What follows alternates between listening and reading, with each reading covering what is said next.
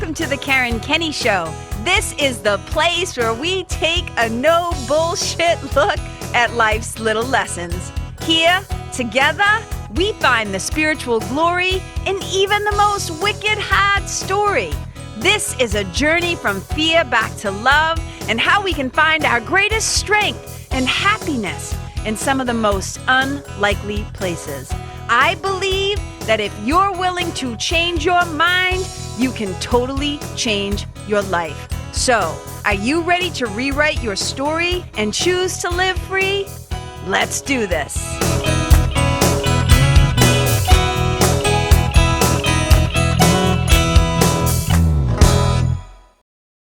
Hey, you guys.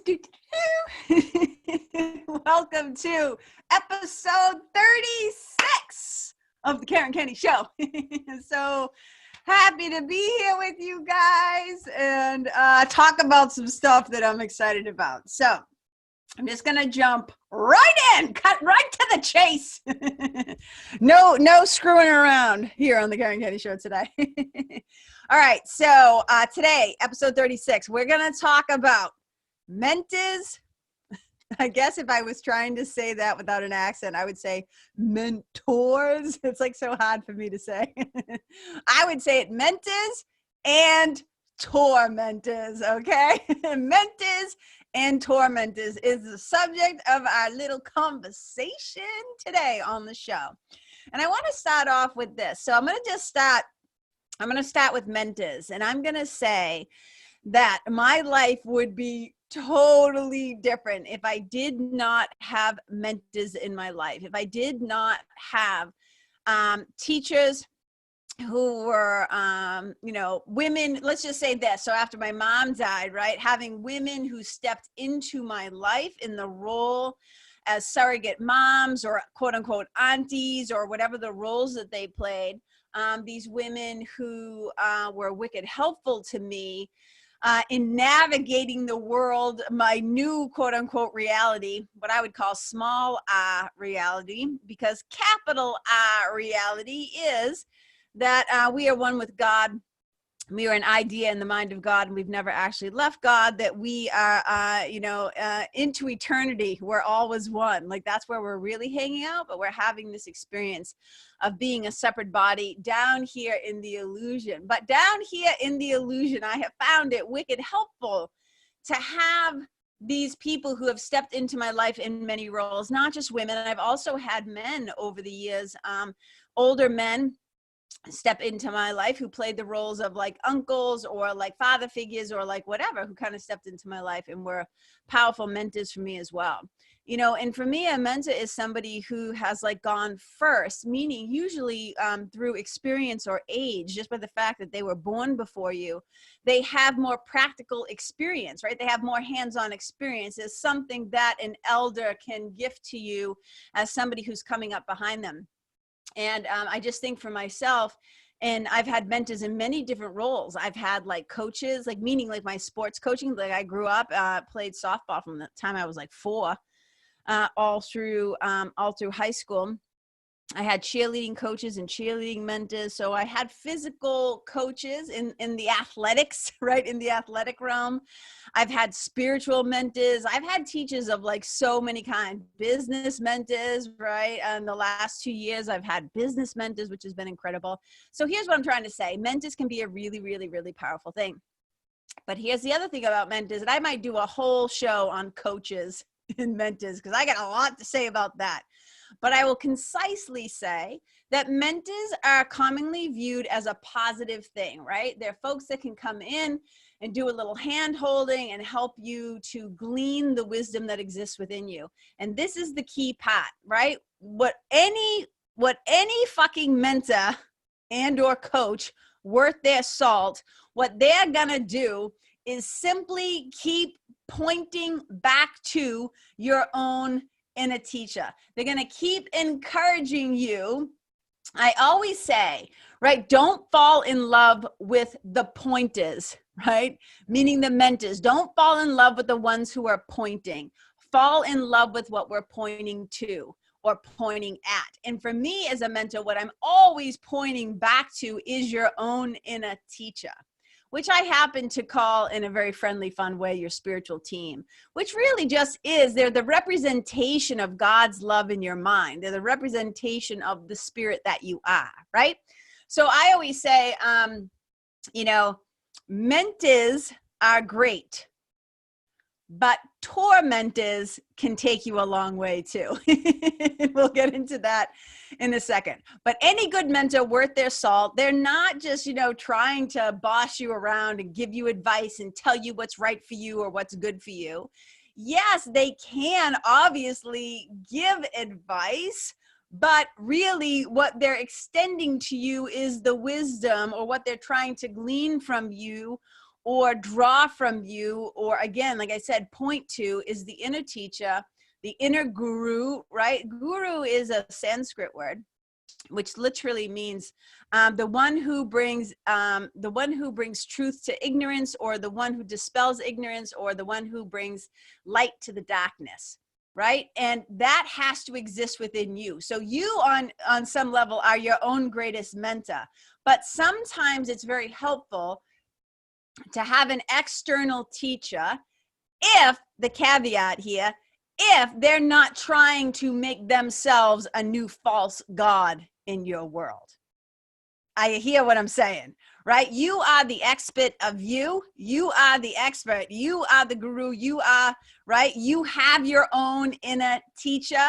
Some people call it Jesus. Some people call it Holy Spirit. Some people call it spiritual team. Some people call it the voice for God. I don't care what you call it. I don't get hung up on the name. But I want you to know that you always have within you the wisdom, and you have the access to that wisdom should you care enough to sit your ass down and get quiet enough to hear it. Because the voice for God comes to the quiet mind. I'm going to say that again. A Course in Miracles tells us the voice for God comes to the quiet mind. It doesn't come to the shrieking, raving, mad, insane, Cirque du Soleil, swirling, inner clown circus mind. It comes to the quiet and still mind, right? That's why you can see in so many spiritual traditions the phrase, a version of this phrase, be still and know that I am God. Be still and know that I am. Be still and know. Be still. Be. Like, you can break that sucker all the way down to that little element of genius direction and guidance of mentorship, which is simply be. It doesn't say do or think or get or manifest or what. It just says be. Be the love that you are. Be the light of the world that you are. Okay. So mentors are great. But mostly a good mentor's job is to keep reflecting back to you the divine within yourself, to keep reflecting back to you the brilliance within you. Yes, they can obviously, if they've had experiences and they've gone ahead of you, right, just in their life circumstances, they report back, right? It's not like they never give advice. I'm just saying, don't give your power away to anybody, including your parents, including the church. Like anybody. I always say, like, you know, sometimes I'll be like, look, I'm so strong in this belief that if the Pope himself, if Jesus himself showed up, you know, I'm not gonna like listen, I'd laugh, right, jokingly, because I believe that the quote unquote Jesus, the inner teacher, is within me. And I just have to do my part with daily non-negotiable spiritual practices to quiet the chatter of my mind so I can tap into the wisdom that already exists. Okay. So that's a little quickie on mentors. But here's the thing that's so fascinating. We often think that the only value that we can get from an external teacher like a mentor is if they teach us things that we would label quote unquote positive, right? We often associate, oh, it's my mentor, I love my mentor, right? Like, oh, people are like, oh my God, this is my spiritual mentor, right? And it's beautiful. The mentor and mentee, or I would say the mentor, right? The mentor and mentee relationship is a sacred one. It is one that has to be built on genuine trust and respect, right? Et cetera, et cetera, et cetera. But we place a lot of value on that mentorship relationship because we tend to see it as a powerful and positive one. However, we sometimes don't give enough credit to how powerful a tormentor can actually be. Remember, mentors are great. They're fucking cool. They're wicked good. But a tormentor can also take you a wicked long way. And I mean by that is, you know, there's so many, I mean, dude, I can tell you guys so many stories, but I kind of sum it up like this. Here's a simple one. So I once went out to Kripalu, and for those of you who don't know, Kripalu is the largest yoga center. You know, we could call it wellness center. It's a yoga meditation center out in the Berkshires, out in Western Massachusetts. I am a certified Kripalu yoga teacher. I have been for, Jesus Christ, like 20 years. It's been a wicked long time. So I love Kripalu. It is what I call, we jokingly, those of us who are in the Kripalu tradition, we often call it the mothership. So if you've never been to Kripalu, it's amazing. Kripalu and another spot, Omega, they're really great institutions of learning, of yoga, meditation, everything. So check them out, man. I teach at Omega. I've taught there like 4 summers in a row. It was like amazing. Maybe I'll teach there next year. I don't know. We'll see. But it's been a fantastic ride. And I think it's important that you know that these places of learning and spirituality exist, because being able to go on retreat or go and learn from some of your favorite teachers in these beautiful spots, which are designed to set you up for success. Literally, the campuses, the buildings, the atmosphere, the environment. So anyways, my whole point being, I drove out to Kripalu one time. This is many, many, many years ago. And I was really excited to go learn from this yoga teacher who was quote unquote one of the yoga rock stars from like back in the day, right?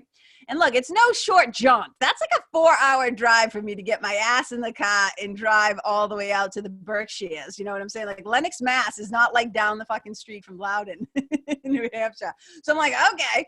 So, but I've been there many, many, many times. When I did my yoga teacher training there, I lived there for a month. So it's always a joy to go there. But I was like, all right, I'm going to go learn from this quote unquote, like rock star yoga teacher, this person who could be a mentor, like a long distance mentor, whatever.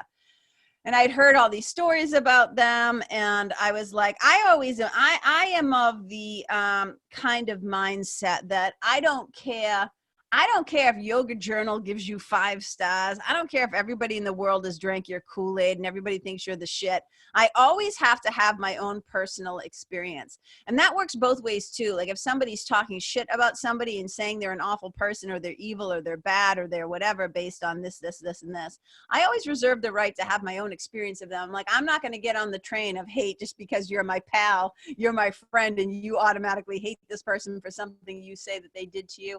I like to, not that I'm not a loyal friend, but, you know, I've got to have my own experience, and I'm not going to condemn a brother or a sister just because somebody else tells me, nor am I going to put them up on a pedestal. I don't try not to put anybody up on a pedestal.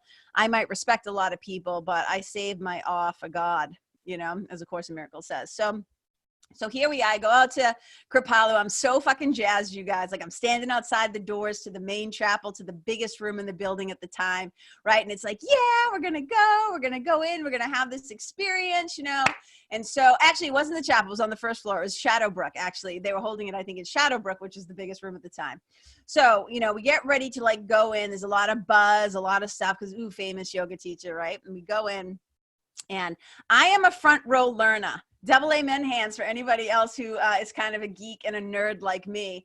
I almost never, ever will sit in the back of a room unless, right, like this might be too TMI or whatever, but unless my irritable bowel is flaring up, if my IBS is flaring up, you might find me often on a, you know, in the back of the room just so I have easy access to a bathroom. But I almost always try to be up in the front row, partially because I'm a little deaf. As my sweetie and I often joke, I'm like deaf as a haddock. I don't even know, do haddocks here? But I don't know why we just picked that fish. But we always say, you're deaf as a haddock. So I'm a little deaf, and so I don't want to miss what people are saying. But there's also something about the energy, about being at the front of the room and being really close to the action.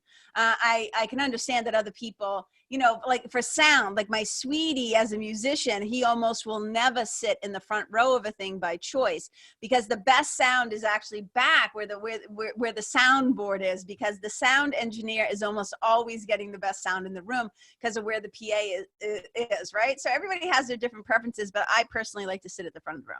Okay, so we go into this workshop, put my mat on the floor, front row, like so jazzed, okay?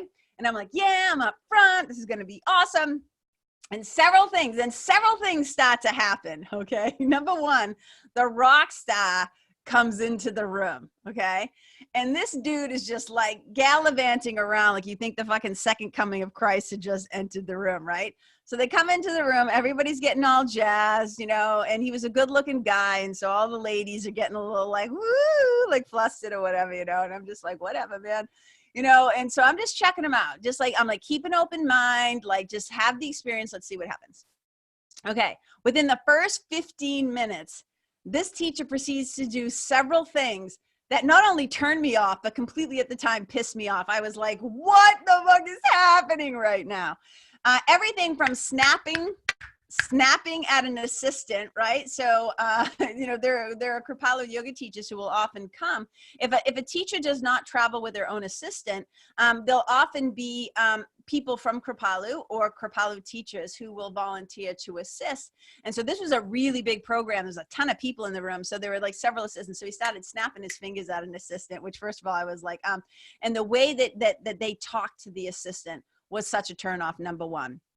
Number two, they kind of had this attitude of superiority. It was not a warm and fuzzy welcoming. And I'm not saying that every teacher's style should be wicked warm and fuzzy. Like they have to represent the truth of themselves and where they are in their own process and development and spirituality. You know, like I get all that. But I was just like, it was just like weird. And I was just like not digging the vibe or the tone. And then this teacher, without, because it's a long story, but so I'll shorten it. And so without going into too much more detail, this teacher then proceeded to do a yoga class in which they would continually say things to us like, I don't care if you, now I have said those words too, like, I don't care if you can't go all the way into the posture. This isn't about that. This is about adapting, right? So starting a sentence with those words, but in a positive way, there was a positive outcome to that. That was not the case here. It was like, I don't care how flexible you are. You don't impress me, like blah, blah, blah, blah, blah, right? Like whatever the example was, but I just know it wasn't very nice. It wasn't very kind. It did not feel compassionate. Then this person did like the biggest thing that like turned me off is he offered up a Q&A and then proceeded to publicly embarrass a woman who was brave enough to ask a question. Okay.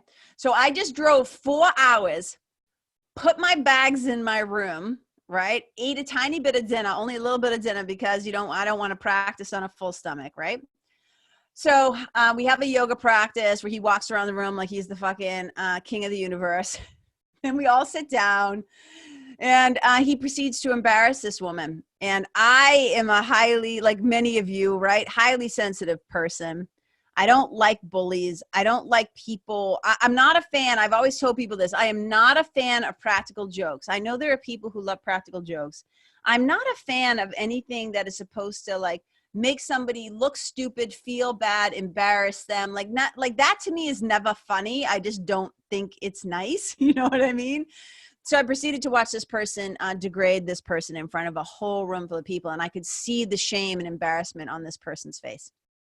And I was like, okay. So there was like a short break and then we were coming back for like part 2 or whatever later on. And I'd only been in the building for probably like 90 minutes. I saw enough to make a judgment, to make a discernment, not sitting there saying like, oh, I was judging that person. But in the moment, I definitely was. Like I was using my ego mind was just like, nope. I'm going to finally get to my point about the tormentors, right? Sit tight with me.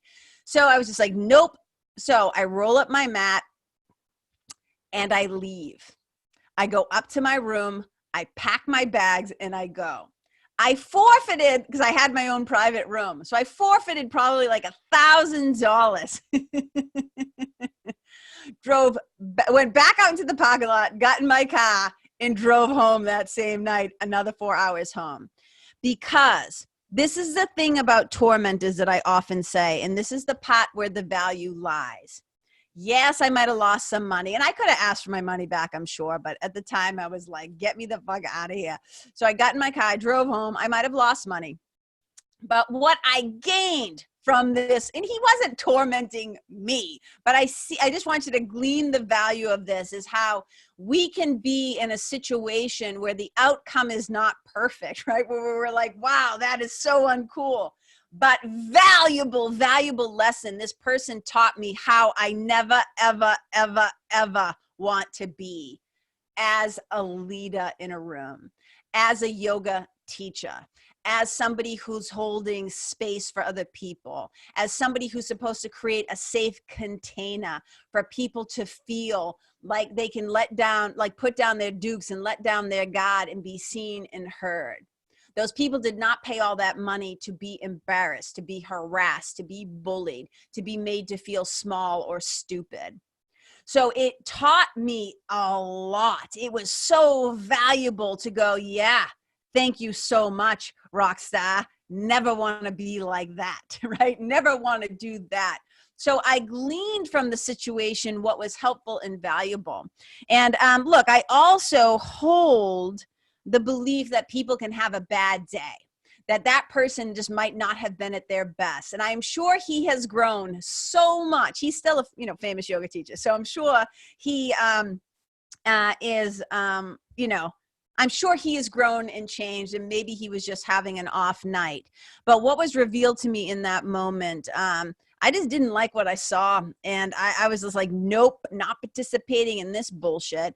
And that's how it goes sometimes, right? Is like, you believe the hype. You're like, you see something on stage or you see something online and you hear all these things and you think, oh my God, this person's an amazing teacher, an amazing coach, an amazing mentor, whatever you think about them. You put them up on some pedestal, or you just hold them in a light that the rest of the world, right? The online world or whatever is like, blowing sunshine up their ass, and they're like bowing down to them in all their magnificence, right? They're basically, what's the word? Not pretend, but manufactured magnificence, right? And then you get a dose of it and you learn for yourself, and then you go, oh yeah, I'm slowly moonwalking out of the room on this one. I am not participating in this bullshit. Because once you see, you cannot unsee. Once you see, you cannot unsee. And I'm not talking about the truth of people, who they are as children of God. Like, I want to get really clear about this, right? Our brothers and sisters are totally innocent. I always say, that's why I say, like, working with me in spiritual mentoring, it's not about fixing you, because who you are is already perfect. Who you are as the light of the world and as one of God's kids is already perfect. But this is more about spiritual and personality rehab. This is more about your ego personality, right? Could use a little looking at. And we want to look at it through the compassionate and loving lens of the Holy Spirit, who sees you for who you really are. But we can't deny that sometimes people act like tormentors and they're kind of dicks. You know what I'm saying? So I want to talk about tormentors a little bit more too, because again, I think that we, don't always value what they're bringing to the table. I talk about my dad a lot, who was my stepfather, right? I considered my stepfather my dad. I talk about him a lot, and I often say how, and you might think that, that, how do I say this? Like, it was what it was, you know what I mean? And some people hate that phrase, but I really love it. It was what it was, in a lot of 12-step programs, they say you can't go back and build a better past. It was what it was. I say that my dad was an accidental teacher. Like I always say, his methodology is questionable. It was like, holy Jesus, how did we survive that? But he might have been one of my tormentors, but he was definitely within the word. If you just even look at the word tormentor, within that word is the word mentor, right? So it's just a different way to learn. And sometimes we learn through hardship. Sometimes we learn through brutality. Sometimes we learn through kindness. Like, there's so many different ways to learn. So tormentors contain within them, though, some nuggets, some golden nuggets.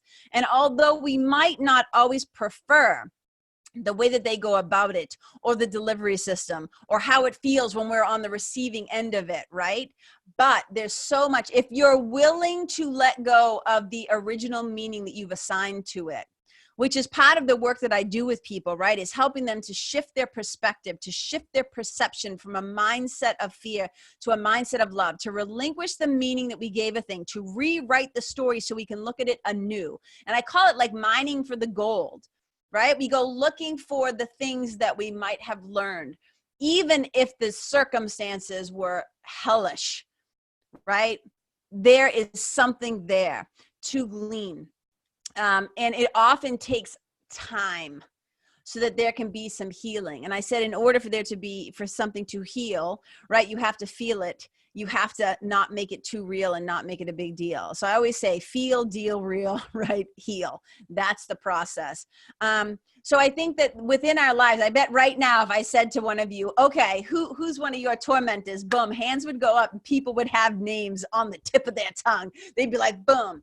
And I guarantee you, if we sat there long enough and talked about it and did kind of the process, you know, the system that I use in the work that I do with people, we would mine that sucker. And I guarantee you within that story, you know, Joseph Campbell talks about it like this. I'm paraphrasing, but he basically says, you know, the treasure lies in the dark cave that you fear to enter, right? If we want the gold, if we want the treasure, we have to sometimes go looking in the places where we least likely think that we'll find it. So that's part of the whole Your Story to Your Glory, right? This work that I do with people is helping them to kind of transform those old stories where we start to realize like, oh, even these tormentors. So when I'm helping people create their spiritual teams, like sometimes people are surprised to say, oh my God, this person was a tormentor. Can they go on my spiritual team? And I say, yeah, because within the tormentor is the mentor. Right? And you might have learned some really incredibly life-changing and impactful things. Again, even if we didn't like the way that the lesson came, there was something. It's either a lesson or a blessing or an opportunity to look anew. So very, very, very powerful. And I kind of want to tag on to this in A Course in Miracles, and you'll see why I'm talking about this here. And this really applies to teachers and mentors and helpers and people who guide us along the way. So in the back of A Course in Miracles, and those of you who are A Course in Miracles students already, you'll know what I'm talking about. In the back of the book is the manual for teachers. So I'm just going to hold up the book really quick. I do this whenever I talk about it. So this big navy blue book, A Course in Miracles, right? At the beginning of the book is the text, right? The text part of the book. In the middle of the book is the workbook for students, which are the daily lessons, like the daily meditations. And then in the back is the manual for teachers, which is more like a Q&A section. And back in the manual for teachers, there is a section that I love, and I love to share it with people. I'm sorry, I just totally banged the mic. I am actually really quite clumsy. You would think that after all these years of yoga, I trip even when I'm not moving too fast, right? I definitely trip if I'm moving too fast, but I'm the kind of person, for whatever reason, like I just tripped the other day in Home Depot, like totally flat surface, like nothing in front of me. I'm walking with my sweetie and all of a sudden I'm like, and I go flying and he looks at me and I'm like, I don't know what to tell you. And he was like, oh, I was looking for like an extension cord or something that you tripped over. And I was like, no, that's just me. Hold on, I'm going to take a sip of water. Okay, so stay with me, you guys. I'm going to read a little bit because I think that this is wicked important. I think this is really helpful, okay? So the levels of teaching in A Course in Miracles. So I'm going to paraphrase. I'm going to do it like KK style first and just tell you, you know, the way that I think of the levels of teaching. And then I'm going to read directly from the passages in the book because I think it's wicked, wicked, wicked helpful. Okay, so in Course in Miracles says that there's 3 different levels of teaching. It also basically tries to make it clear. And how do I say this? How do I say this so that it makes sense and doesn't sound totally mental? So A Course in Miracles talks about it. So how do I say this? So what A Course in Miracles and yoga has in common is that they are both non-dualistic thought systems. They are both non-dualistic thought systems. Non-dual, meaning not two, meaning there is just the one. There is just you and God. Like there's no separation. There is just the one. We are all one. Unity, wholeness, holiness. There's just the one. Okay. But we live in this Maya, the illusion. We live in this dream where everything is dualistic, right? Hot, cold, short, tall, skinny, fat, black, white, straight, gay, like go on and on and on and on, wet, dry, like everything here, birth, death, sickness, health. This is a world of duality. So A Course in Miracles, when it's teaching us, it's basically teaching us a non-dualistic way of thinking, but it understands that that's wicked hard for us to really wrap our head around. So it uses often non-dualistic language so that we can get it into our thick heads. That's how I think about it, right? So it's not that it's contradicting itself, but it's trying to meet us where we're at so that we can actually understand it. So there's like, and the reason why I'm explaining this to you is because A Course in Miracles would say that there are 3 levels of teaching, but it will also go on to say, well, with God, there's only wholeness and there's no separation. So there can't actually be levels of teaching. They're all the same. So I just want to clear that up in case you pick up the book for yourself and you're like, what the fuck is happening right now? Okay. But we're just going to do this dualistically for now so that it makes sense. And you'll be like, yeah, that totally makes sense, KK. Okay. So I'm going to read a little bit from this. But so Course in Miracles says there's 3 levels of teaching. I'm going to say them very quickly. The first one is like a very casual encounter. So imagine like you go into you're pumping gas, you go in, you want to pack a gum. You go in, you give the guy a 5, he looks you in the eye, you look him in the eye, you smile at each other, and it's beautiful. And you have this little 30-second thing, right? The Course uses other examples, like a little kid kicks a ball into the road and you pick up the ball. So I'll read that to you in a second. So that's a level of teaching number 1. It's just a casual encounter. And then the second level of teaching is a little bit more like fairly intense teaching and learning situation where somebody sticks around for a little while, right? I always use the example like 3 months, 3 years, I don't know, right? So somebody comes into your life. It is a really fairly intense like teaching and learning experience. And then you guys appear to separate from each other. Appear to separate. That's a really key thing because you can't really separate in this world. The form of the relationship might change. Like we're no longer lovers, we're no longer married, we're no longer partners, we're no longer friends. It appears that you separate, but really no children of God can be separate. There's nothing but wholeness and oneness. Okay, that's number 2. And then number 3 is the highest level of teaching, which is once these relationships are established, they become like lifelong relationships. What I would call the quote unquote special relationships of the world, like your parents, your partners, your kids, your sisters, your siblings, your lovers, the people that we put so much attachment to. Level 3, lifelong learners, right? Lifelong relationships. So these are the different levels of teaching. Okay. And I'm going to talk to you about like why all of these are mentors, but there's one section in particular that doesn't use the word tormentor, but that's what they mean. And it's wicked funny to me. So I'm going to read this a little bit just so you hear this. Okay. So let's see. The teachers of God have no set teaching level. Each teaching and learning situation involves a different relationship at the beginning. But listen to this, you guys. Although they might have different relationships at the beginning, although the ultimate goal is always the same. So listen to this. This is the goal of all of our relationships, whether they last for 30 seconds, 3 months, 3 years, or 30 years, or our whole lives. Okay, the goal is always the same: to make of the relationship a holy relationship in which both can look upon the Son of God as sinless. I love that. So A Course in Miracles also has a beautiful line that says there's no holier place on earth than where an ancient hatred becomes a present day love. And I think this is the work of what we're trying to understand, is that our interest with each other is never separate. Our interests are not separate. We all have the same goal, which is to see each other as we really are, which is we are the light of the world. We are the Christ within. We are the love that is, right? We were created as love by love. That's it. So the ultimate goal is always the same: to make the relationship a holy relationship. And it says, there is no one from whom a teacher of God cannot learn. So there is no one whom he cannot teach. So every time we're interacting, we're having a teaching and a learning situation. And we play both roles often.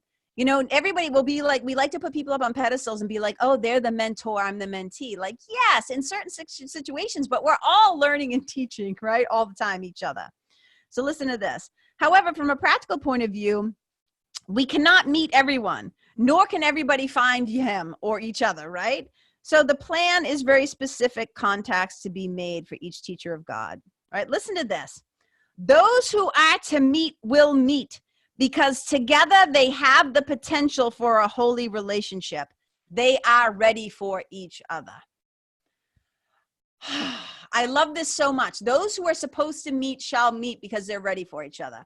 So no matter who you're meeting in your life, right? Whoever you're coming up against and having these moments of mentorship or tormentorship, right? You're supposed to meet. Listen to this.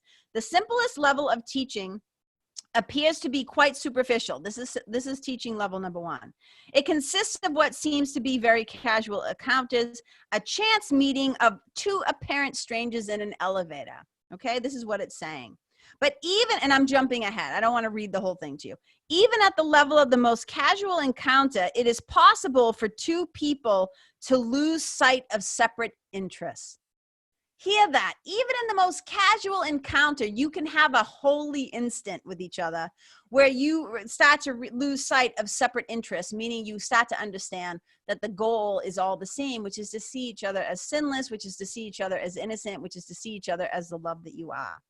It says, 2 people can lose sight of separate interests if only for a moment. That moment will be enough. Ugh, that moment will be enough. It's so good. All right, listen to this. Moving on. This is really important too. Each teaching and learning situation is maximal, meaning it's not lacking anything. It's not minimal. Each opportunity is maximal in the sense that each person involved will learn the most that he can from the other person at the time. You're going to come together, you're going to meet your people, and you're going to have a learning experience, right? And each person involved is going to learn the most that they can from each other at the time. Isn't that such great news? So listen to this. So using, let's see, the second level of teaching is a more sustained relationship in which for a time, 2 people enter into a fairly intense teaching and learning situation and then appear to separate. So as with the first level, these meetings aren't accidental, nor what appears to be the end of a relationship is it a real end. Each has learned the most they can at the time, yet all who meet will someday meet again. Listen to this. It is the destiny of all relationships to become holy. Love this so much. Okay, third level of teaching, and I'm finally going to get to the part about the little tormentor part that makes me fucking laugh every time I read it. The third level of teaching occurs in relationship which once they are formed are lifelong. Hello, special relationships. Okay, listen to this. These are teaching and learning situations in which each person is given a chosen learning partner. Listen to this. Who presents him or her with unlimited opportunities for learning. Okay, let's break this down for a sec. So if something is lifelong and it gives you unlimited opportunities for learning, you would be crazy to think that those were all going to be warm and fuzzy learning opportunities. There are going to be times where you're going to be brought to your knees. If you are in a lifelong relationship with somebody, it will not always be super duper rosy, like, you know what I'm saying? There's going to be some challenges. There's going to be some ups. There's going to be some downs because we live in a world of duality. It's just the way that it goes. So listen to this. Okay. These relationships are generally few because their existence implies that those involved have reached a stage simultaneously in which the teaching learning balance is actually perfect. It's perfect. Listen to this. This is the best part. This is the part that makes me laugh about the tormenting piece. Listen, this does not mean that they necessarily recognize this, because in fact, they generally do not, right? So when you're in a relationship, a lifelong relationship with somebody who annoys the shit out of you, you're not sitting there recognizing, oh, this is my lifelong learning partner and this is beautiful, right? A lot of times you're just mostly annoyed. Listen to this. He says, this does not mean that they necessarily recognize this. In fact, they generally do not. They may even be quite hostile to each other for some time and perhaps for life. So these people who are your greatest level of teaching, you might even be quite hostile towards each other. Tormentors can be Mentors, are you picking up what I'm putting down? We might not always like the way they teach us. We might not always like the way it feels in the moment. But if we're willing to step back, and be the witness consciousness instead of being in it like a victim and applying all this meaning where we're hurt and we're broken and we can't. And when you finally are able to step back, when that time comes for you, I'm not telling you when it should be or how long it should take. I'm telling you, you can glean some beautiful stuff. Listen to this. Yeah, this is good. There may be quite hostile to each other sometime and perhaps for life. So it's not always a warm and fuzzy, right? And part of this is being able to look back and say, yeah, you know, that really sucked when this thing happened or that thing happened. But you know what? I learned so much about myself, or I learned about trusting this or not trusting that, or something was revealed to me. You know what I'm saying? And so look at mentors and tormentors. Mentors are great, but tormentors will take you a long way too. And you know, you're starting to make a little, what's the word I'm looking for? When things, you're making a little, holy moly, bear with me while I have this brain fart. Progress. You're making a little progress on the spiritual path. When you're able, I think, there's lots of different ways to know, but I think for me, one of the ways is when I can start to look back at the things that were often really painful for me, and I can now be grateful for them. And I can say, wow, I would be a totally different person without that experience. And I now understand that whoever shall meet is supposed to meet, shall meet. And so everything was for me. It was all brought to me for my own healing, for my own awareness. Now, this doesn't mean that we have to think it's okay that there was a rape or a murder or a violence or I'm not saying about not holding people accountable for things that they did. I'm not saying that you want to become best friends with your attacker or your rapist or your abuser, right? I'm not saying that.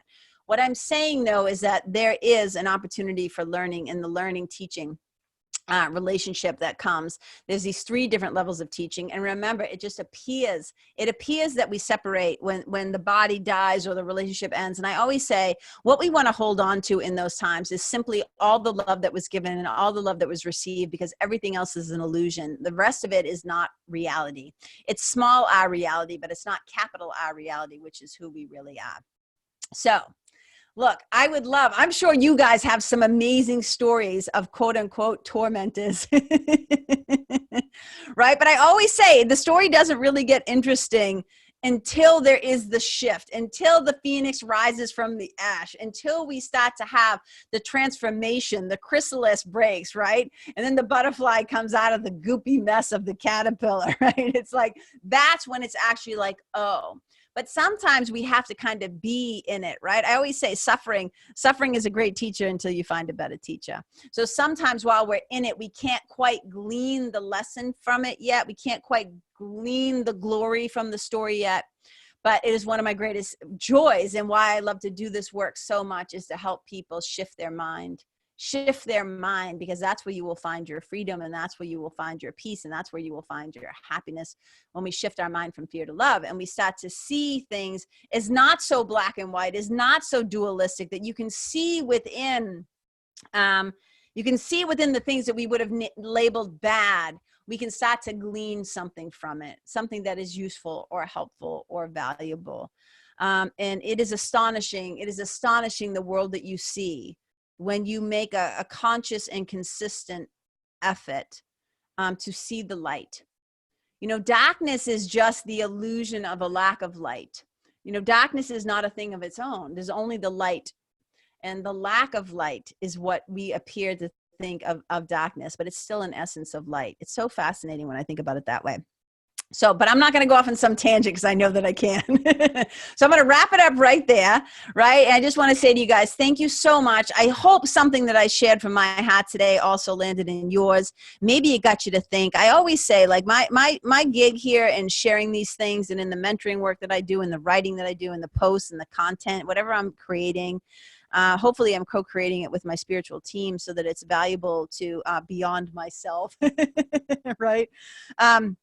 but it's always my greatest hope that it can, I always say, I'm not telling you what to think. I'm never telling you what to think. It's always just an invitation to think, to know that there's a different way to think about things, and to maybe just keep an open mind and to look at something from a new point of view and a new perspective. That's what I love to do.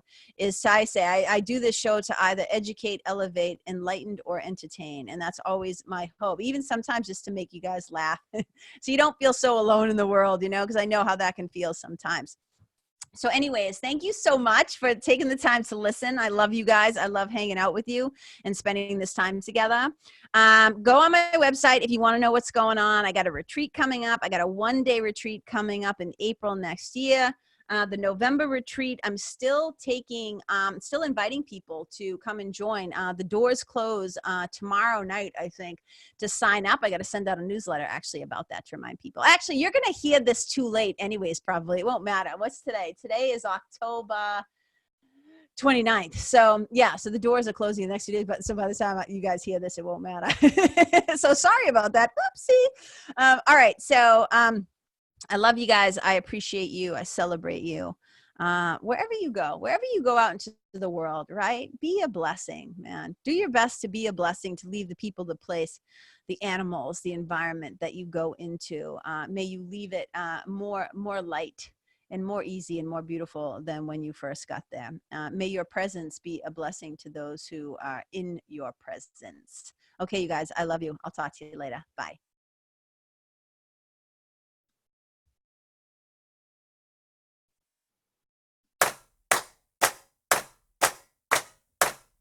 Hey, you guys, thank you so much for tuning in to this episode of the Karen Kenney Show.